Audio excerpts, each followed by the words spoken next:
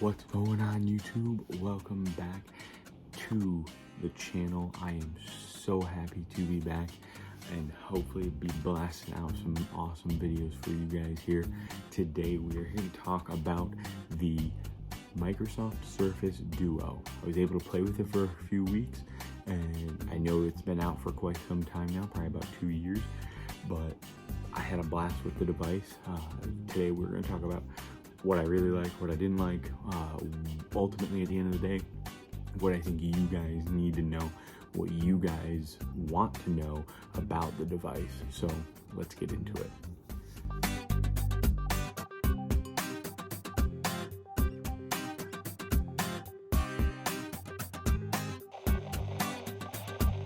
Microsoft Surface Duo is not just another glass sandwich.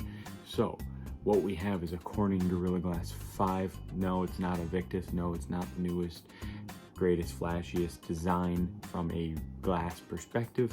But what we do have here is the Corning Gorilla Glass 5 all the way around. Rocking an AMOLED display. The single individual displays measure 1350 by 1800 pixels, about 5.6 inches. Get this, the dimensions of this device are just insane. So unfolded, 186.9 by 145.2 by 4.8 millimeters thin. Wait until we get to battery life and then keep in mind how thin this device is. Folded up, you have 145.2 by 93.3 by 9.9 millimeters, people. 9.9 millimeters. My 13 Pro Max that I am filming on now is 7.65 millimeters thick, and yet a folding device is 9.9. To me, that is absolutely crazy, and in my opinion, is quite a foot of technology. I really think that that is a huge deal, especially when it comes to the great battery life, which we're going to get to in a little bit, that I experienced with the device. Moving on, the hinge on this device, I loved it. I thought it was absolutely wonderful. It was very solid. If anybody who has played with the folding devices, listen, the Surface Duo, the Z Fold, the Xiaomi, any other folding device that you can think of, the Razer, there's that very satisfying click. The Surface Duo did not disappoint. Solid hinge. It opened and closed magnificently my entire time that the entire time that I had it, and I honestly think that it was favorable to the other foldable devices on the market right now. I think that it was very, very solid. Let's dive into the specs a little bit. I'm just going to run through this real quick with you guys. I know that you probably all know this because of how long the device has been out, but just so you have in your heads here for this video where we're at, Qualcomm Snapdragon 855 octa-core processor, running the Adreno 640 GPU. You can get it in a 128 or 256 storage capacity, no external SD card slot, with 6 gigs of RAM. Battery. 3,577 milliamp hour battery. It is not by any means the biggest battery in a smartphone, but 3,500 milliamp hours. I did not at all, ever, on any of the days that I used it, kill it partway through the day. I was always getting a full day's worth of use out of it. And to give you an idea of what I do on a daily basis, so I work full-time as a manager for a warehouse, and I am on my phone almost all day because of what I do in my role. So I'm emailing, I'm taking pictures, I'm emailing pictures, I am checking out how-to videos when I'm trying to figure something out that I'm not sure how to do. I'm working with Excel on my laptop as well as on my mobile device. I wouldn't say a crazy heavy user, but I'm definitely not an average user. So the fact that I was able to get a full day out of this is absolutely astonishing, being that it's on a mid-range tier 4 battery. So moving on to those cameras, listen, main camera also functions as a selfie camera, 11 megapixels at 2.0 aperture, 23 millimeters wide. Nothing crazy there. It supports HDR and panorama. It's rocking 4K 30 frames per second, 60 frames per second, as well as 1080 at 30 and 60 with a gyro electric image stabilization system. It was not great. I'll throw some pictures up here that I took with it. In good lighting, the pictures are okay. They're nothing to write home about. Low lighting, forget it. Like, don't even bother. It just was not that good.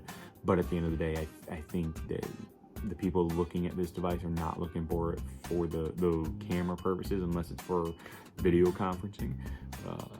Speaker quality was moderate, but nonetheless, it was, again, talking from a video conferencing perspective, it would get you by.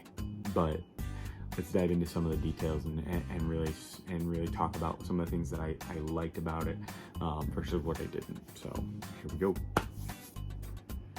Ultimately, the question is, did Microsoft do it right? And here's why I posed this question. So at the end of the day, we've all seen the folding devices that are on the market right now, and listen, they are amazing. The technology, the fact that we are folding displays now is insane.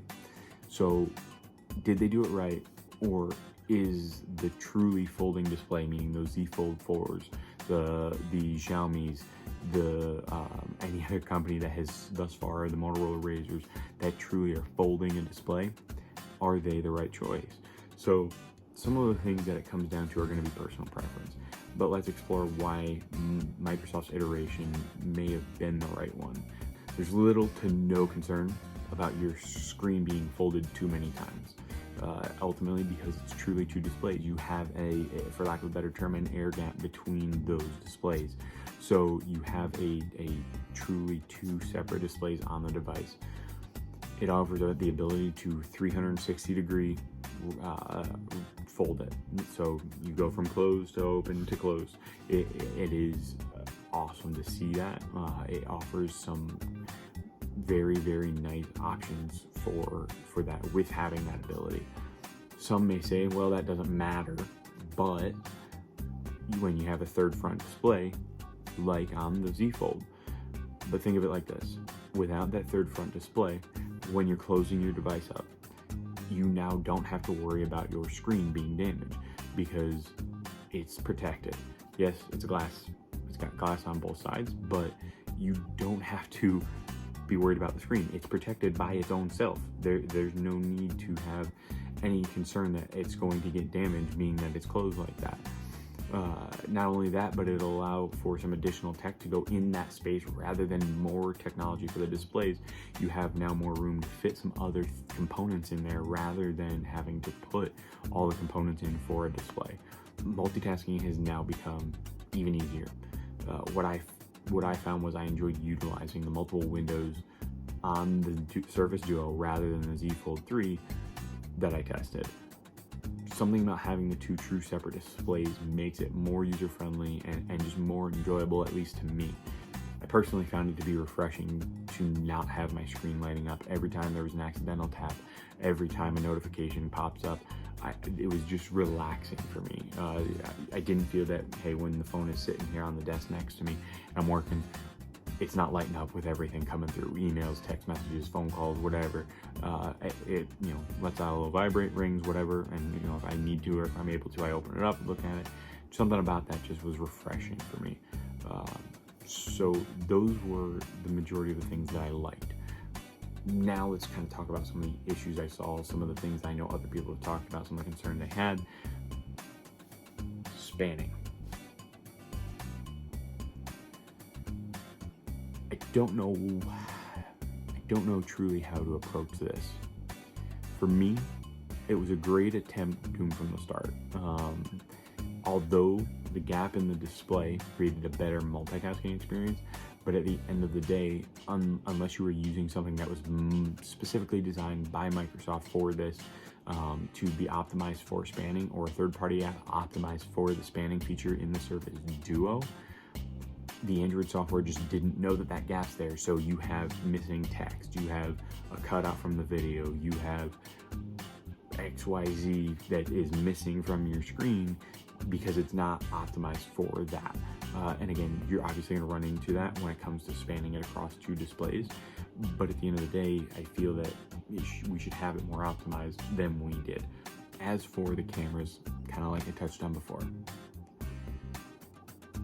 the one and only camera on the Duo is used for not only selfies, but as the main shooter as well. And unfortunately, in my use of it, I would consistently have problems, number one, with when I would fold the device to take it, whether it be a selfie or to be shooting a subject in front of me. You can double tap the display to flip-flop between those displays when it's fully wrapped around. I consistently had some glitches with that. Whether that's been fixed with software now, I don't know. But nonetheless, when I had it, I was having that problem, and I felt like it ruined the experience of the device for me in the matter of shooting with the camera. At the end of the day, I think the phone has and had great potential. And now with the addition of the Duo 2, not improving a ton of things on it. I didn't personally have hands-on with the Duo 2, but I have seen some other reviews of it and other people talk about it, and they didn't do enough with it. But maybe Microsoft will make another attempt, maybe a Surface Duo 3, or maybe a totally new name instead. But I truly hope they do. This device had a ton of possibility of being great for multitasking, on-the-go computing device for spreadsheets, Word documents, video conference calls. All in all, a good business-oriented device. But with the constant lag, the spanning issues I experienced, the poor camera quality, and ultimately the microphone quality was not great either. It would leave some things to be desired, specifically for that business orientation of consistently video conferencing in today's world, and the poor video quality during that, and at the end of the day, just very poor design overall from the perspective of the glitches it did have, whether it was due to spanning, the lagging, especially revolving around the keyboard on the phone. Very consistent lag with that when texting or writing an email or whatever I was doing. But it was just not there yet. There's a ton of potential. I think if they attempt it again, we've seen what Microsoft can do, and at the end of the day, we know they're capable. So I hope that they maybe come across this video, see it. I hope they push for it. I really do, and try it again. So Microsoft, if you happen to see this, please try again. I think you guys can hit the nail on the head with this for a business-oriented device. Take another shot at it and make something great. Something that's not just for those Microsoft diehards or the wannabe multitaskers, but something that every user can find something that they like about it. Something that is truly a user-friendly device from the perspective of picking up and using it as a smartphone, using it as a camera, using it as a basic multitasking device. All in all, good potential, great battery life, but unfortunately, too much lag, too many glitches, very poor camera and microphone quality. So, is it for everybody? No. Are there people who still may use it? Maybe those Microsoft diehards, maybe those Microsoft Office diehards that are using that as their device to, hey, on the go, I need to have access to this stuff, and I can type it out on the keyboard like a miniature laptop, whatever the case might be. But at the end of the day, I hope that they push forward again and try this again, because I think at the end of the day, they can make something absolutely great with it. I had a ton of fun playing with it myself, and I truly think that they have the potential in the future to do this again. So that is all I've got for you guys today. Comment below your thoughts on the Surface Duo and Duo 2, what you liked about it, what you didn't like about it, improvements that you'd like to see in a future iteration by Microsoft, and anything you guys would like me to see me review or talk about. Please post it in the comments. I will always respond to the comments. And once again, thank you guys for coming back to the channel. Thank you guys for watching. I'm Zach Ortman, and I hope that you guys have a fabulous weekend. Peace.